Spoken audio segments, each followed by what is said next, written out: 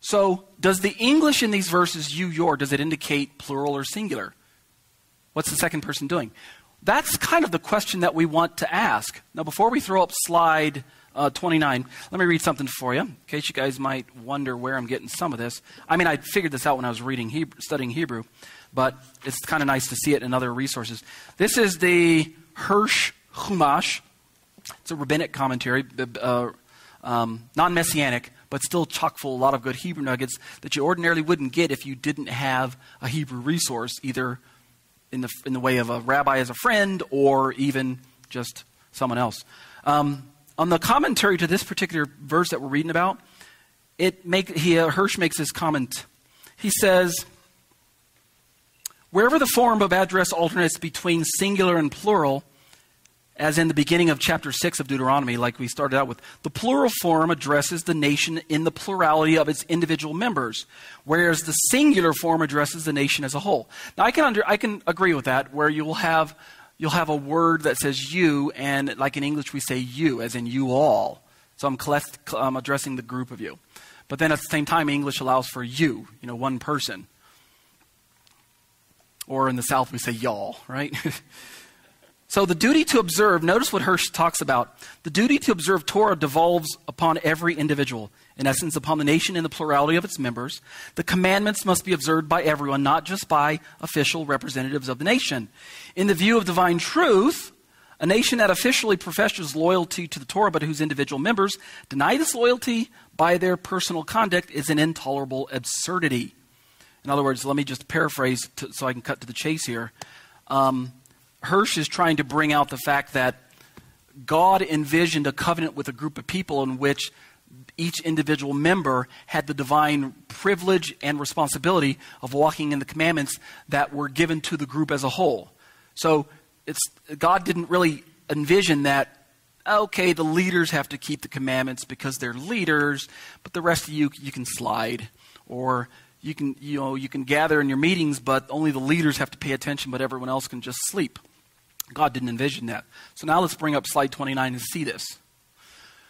I know this is not going to be, it's probably too light to see for some of you, and that's all right. I'm going to read this for you too.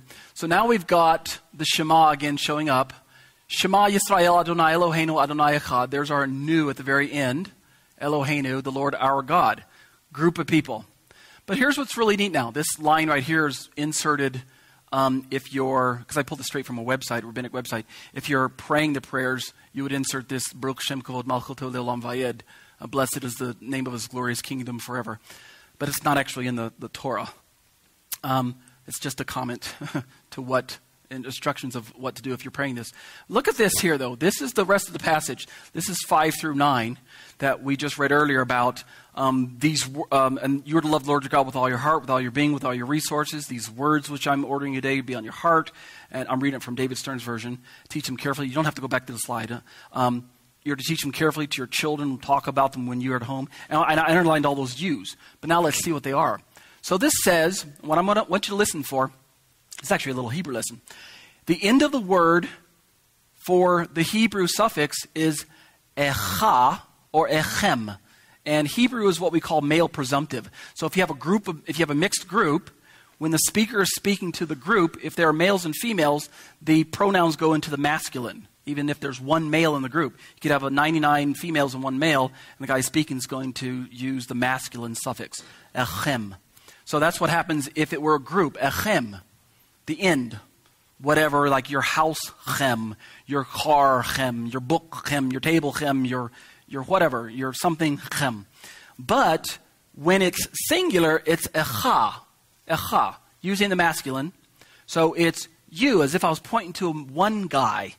You are to love the Lord your God with all your heart, with all your soul, with all your, I like that word me'odika, which we're going to see up in a moment, with all your veriness is what it literally translates. With all you've got, right? Which makes sense why the Greek pulled in that extra word when they said with all your mind. So here's what we end up with. Right here we start out with, you shall love the Lord your God. V'ahavta et Adonai Elohecha. Up here it's Eloheinu, all of you.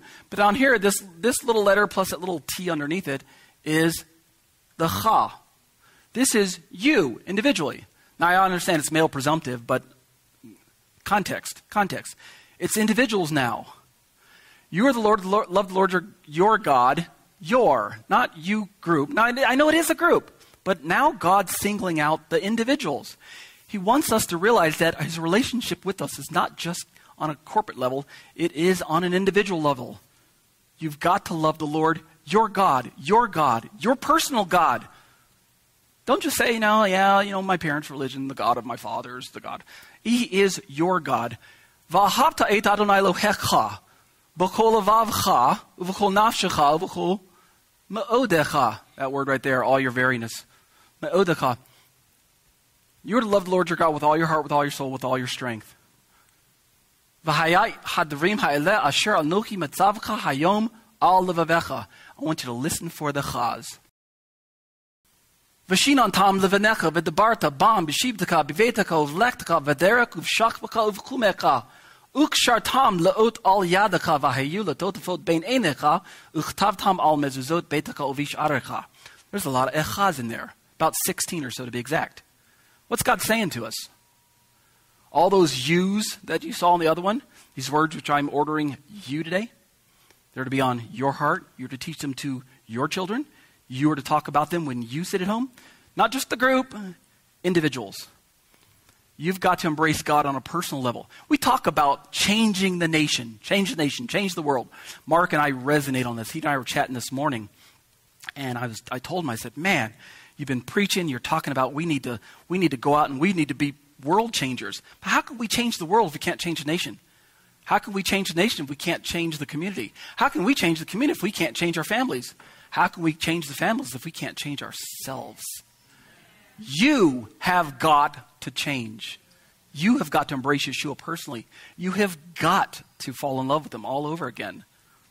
This is really the meat of my message today. It's personal revival. We cry out for revival for our nation, and we need it. We really do. But it's individuals. You've got to embrace it for yourself.